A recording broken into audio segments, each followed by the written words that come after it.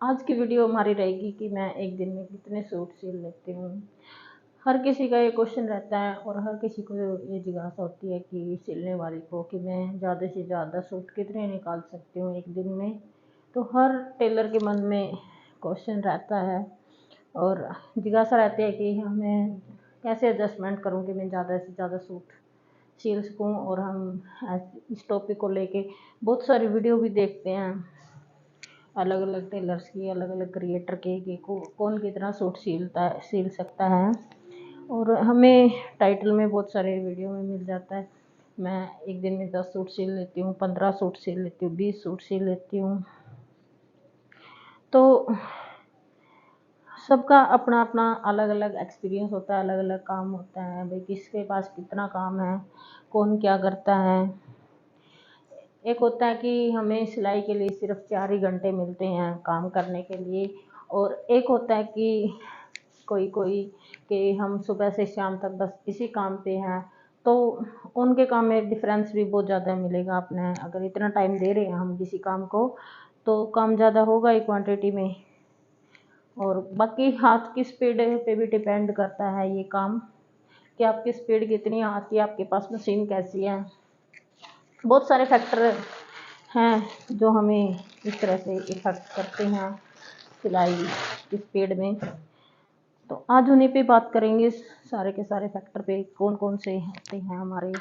तो सबसे पहला फैक्टर तो हमारा होता है सिलाई की मशीन हमारी जो होती है, वो सबसे बड़ा रोल निभाती है सूट की सिलाई करने में कि हम कितना जल्दी निकाल सकते हैं।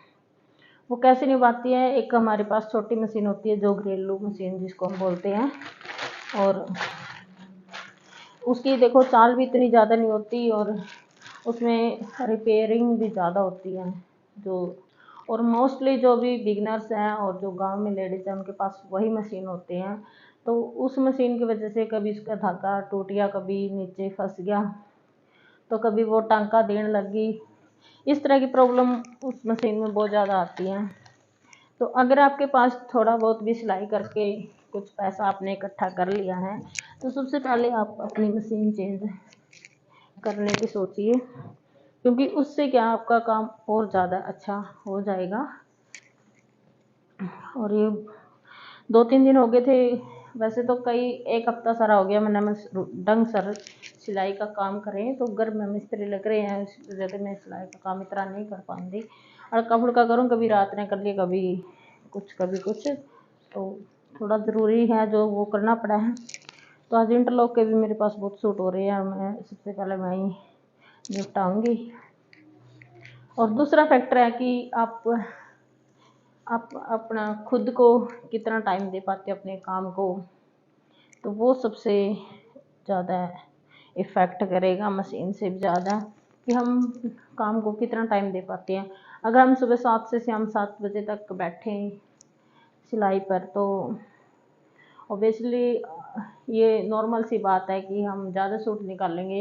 एक दिन हम सुबह से शाम तक बैठे हैं और अगले दिन हम 4 घंटे बैठे हैं, तो उसमें फ़र्क तो होगा ही। फिर तीसरा आता है कि हमारी स्पीड कितनी है।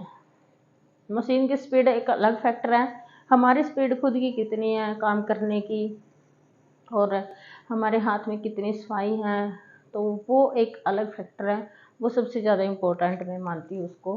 तो हमें किस ढंग से काम करते हैं हम, वो सारी बातें होती है। जैसे प्रेस करते हैं सबसे पहले सूट को, किसी भी ड्रेस को कट करने के लिए, तो प्रेस गर्म होने में थोड़ा सा टाइम लग जाता है, और फिर जैसे ही गर्म होती है हम 2-3 सूट अगर इकट्ठे निकाल ले तो जल्दी हो जाता है। लेकिन हम अगर ऐसे करें कि एक सूट हमने प्रेस कर ली और दूसरा फिर हमने बंद कर दी, तो इसमें ज़्यादा टाइम हमारा ख़राब हो जाता है। जब भी आप सिलाई करने बैठो और आपने प्रेस करनी हो, तो आप कोशिश करो, अगर आपने 2 सूट काटने आज, तो उन्हीं पे प्रेस करो। और ये कोशिश करो कि जितने सिल सकते हैं आपसे, अगर आपके अंदर 2 सूट सिलने की कैपेसिटी है, 2 ही सूटों को प्रेस करो। अगर आपने आज प्रेस कर ली और कल उन सूटों को सिलोगे, तो कल आपने दोबारा फिर प्रेस करनी पड़ेगी, उसमें आपका टाइम ख़राब होता है। तो अगर आपको ये लगता है कि आज मेरे पास टाइम कम है और मुझसे 2 सूट भी नहीं होंगे, 1 सूट मैं निकाल पाऊँगी, तो सिर्फ एक ही सूट को प्रेस करो, क्योंकि वहाँ पे आपका डबल टाइम बच रहा है, आज भी बच रहा है और कल भी आपका टाइम बचेगा। और अगर आप 2 सूटों को प्रेस कर देते हो, रख देते हो और सोचते हो कि चलो मैं काट लूँगी ऐसे तैसे करके, और अगर हमसे ना कटे तो फिर अगले दिन दोबारा से उसको प्रेस लगानी पड़ती है, नहीं तो उसमें सिलवट पड़ जाते कपड़े में। इस तरह के कपड़े आते हैं आजकल। तो कोई कोई सूट होता है जिसमें प्रेस की हमें ज़रूरत नहीं होती, वरना हमें मोस्टली सूटों में प्रेस की ज़रूरत पड़ती है। जितना आपको ज़रूरत है उतनी कटिंग करो, उतनी प्रेस करो, और कटिंग भी आप उतना ही करो। आप कोशिश करो अगर एक सूट पे लगे हो तो वो आप कंप्लीट कर दो, कम से कम एक सूट तो आपका तैयार होगा, एक कस्टमर तो आपका थमेगा उस सूट के सहारे। तो अगर आपने, कई बार हम ऐसे सोचते हैं कि हमने 3 सूट कट कर लिए और परसों तक हम 3 सूट, एक एक सूट भी अगर सिलते हैं तो 3 सूट हमारे तैयार हो जाएंगे। तो 3 दिन आपका कस्टमर बैठा रहता है वेट में, और अगली बार हो सकता है वो आपके पास ना आए। तो अगर एक सूट आपने कटिंग की है तो पहले वो निपटाओ, कस्टमर को दो, और फिर आगे वाला स्टार्ट करो। और दूसरा है, अपने बुटीक में साफ़ सफाई का ध्यान रखो, क्योंकि अगर आपका सामान बिखरा पड़ा है तो उसमें काम जल्दी नहीं होता। हम सोचते हैं कि यार आज सफाई रहने देते हैं, नहीं करते तो काम ज़्यादा है और कल कर लेंगे, आज मैं सूट सिलती हूँ। तो वो जो टाइम आपने बचा लिया 5-10 मिनट झाड़ू पोछा करने का आप एक बार, तो वो आपका डबल होके निकलेगा। आपका ध्यान कहाँ रहेगा? वहीं पे रहेगा कि बुटीक तो मेरा गंदा पड़ा है, साफ नहीं हुआ, बस वहीं पे ही हमारा ध्यान रहता है। तो कोशिश करो आप, चलो काम है ठीक है, आप ज़्यादा डीपली सफाई ना करो, लेकिन हल्की फुल्की सफाई बहुत ज़रूरी है। फिर आपका मन काम में ही रहेगा, सूट सिलाई में, स्टिचिंग में। और अपनी मशीन है जो, उसकी भी प्रिपरेशन डेली आप करते रहो, झाड़ा पूंजी जो भी आपने करनी है तेल टाइम पर दो ताकि वो अच्छे से चले, क्योंकि सूखने के बाद मशीन फिर धागे वगैरह तोड़ने लग जाती है। तो मशीन को पहले से ही अपने साफ़ सुथरा रख के प्रिपेयर करके रखो कि वो अच्छी तरह से चल सके हमारी।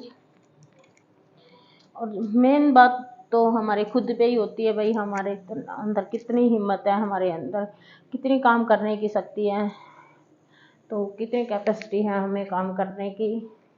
तो सबसे मेन फैक्टर मैं इसको समझती हूँ, क्योंकि अगर हमारे अंदर ये है कि हमसे इतना काम नहीं होता, क्योंकि सबका अलग अलग शरीर होता है, कोई सारा दिन लग के काम कर सकता है और कोई ये 2-4 घंटे काम कर लिया और फिर उसको रेस्ट की ज़रूरत होती है। ये किसी का कोई कसूर नहीं होता, ये नेचुरली शरीर हमारा ह्यूमन बींग्स का ऐसे होता है कई बार। तो अलग अलग कैपेसिटी होती है हमारी काम करने की, कोई सारा दिन लग के भी नहीं थकता, और कोई है 2 घंटे काम कर लिया तो थक जाता है, उसको आराम की ज़रूरत होती है। तो ये भी एक फैक्टर इफ़ेक्ट करता है कि हम कितनी सिलाई कर पाते हैं।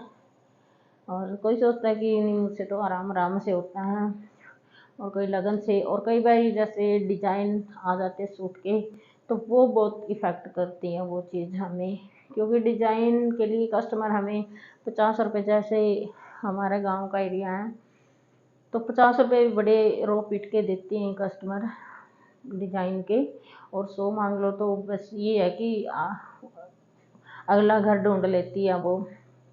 अगर 100 रुपये आपने मांग लिए डिजाइन के, और उसमें टाइम इतना लगता है कि आप एक सूट निकाल सकते हो उसके बराबर में बैठकर अगर करना चाहो, और लेकिन करने भी पड़ते हैं। अगर रिक्वायरमेंट आती है कस्टमर की कि डिजाइन निकालो तो हमें करना पड़ता है। और खुद हमें भी कई कई बार ऐसा होता है कि कई टेलर्स होते हैं, मैं जिनको जानती हूँ बहुत सारी लेडीज हैं कि डिजाइन नहीं निकालती, सिर्फ सिंपल सूट सिलती है, वो ठीक है। लेकिन जो मेरे जैसे हैं जिनको दिल और दिमाग टिकता नहीं है, ऐसे ही भाई कुछ नया कर, कुछ नया कर, कुछ नया कर, कुछ नया करने के चक्कर में हम बहुत टाइम ख़राब करते हैं। मैं बहुत टाइम ख़राब करती हूँ, इतनी पेमेंट नहीं आती डिजाइन की जितनी मेरा टाइम ख़राब हो जाता है, जबकि मेरे पास टाइम भी वो काम भी बहुत आता है, क्योंकि डिजाइनर सूट ज़्यादातर आते हैं मेरे पास। और डिज़ाइन में बहुत टाइम लगता है। हालांकि मैंने टीम के साथ काम करना स्टार्ट कर रखा है 2-2.5 साल से, और फिर भी मेरा काम नहीं निपट पाता। तो टाइम पे बहुत ही कम सूट मेरे पहुंचते हैं, लेट ही हो जाते हैं ज़्यादातर। उसके बावजूद क्योंकि डिज़ाइनों में टाइम लग जाता है, कुछ ये है कि अब घर का भी काम हो जाता है, हाउस वाइफ है तो घर का भी काम हमें करना पड़ता है। और अगर मैं बात करूं कि एक दिन में मैं कितने सूट सिल लूँ, तो अगर मुझे सुबह 7 से शाम के 7 बजे तक बिठा दे मशीन पे, और कोई ये है कि दूसरा काम मेरा ना हो, तो मैं आराम से 5 या 6 सूट में निकाल सकती हूँ। लेकिन ऐसा बहुत कम होता है कि मैं सुबह 7 से 12 घंटे लगातार मैं काम करती हूँ, तो कर नहीं पाते हम। हमें झाड़ू पोछे भी करने होते हैं, हमें बच्चे भी संभालने होते हैं, तो हमें खुद भी खाना वगैरह, नहाना, ये सब करने पड़ते हैं। और अब भी मैं 2-3 सूट ही निकाल पाती हूँ डेली के। सारा घर का काम करके 2 सूट ऑलमोस्ट मैं कर लेती हूँ। और ये है कि वीडियो भी हमें बनानी होती है। मैंने 2 चैनल अपने स्टार्ट कर रखे हैं, और एक चैनल जो मेरा सिलाई का, वो मैं खुद हैंडल करती हूँ ऑलमोस्ट काम उसका, और दूसरा चैनल के लिए सिर्फ मैं वीडियो बनाती हूँ, बाकी काम टीम मेंबर करते हैं। तो इन चीज़ों में टाइम लगता है, व्लॉग भी बनाना होता है, तो यहाँ पे भी काम करना होता है, और ये काम दिखते नहीं है किसी को, तो रात रात को जाके हमने एडिटिंग और अपलोडिंग करनी पड़ती है। और फिर भी 2 सूट मुझे लगता है मैं काफ़ी कर लेती हूँ, और कई बार नहीं बन पाते।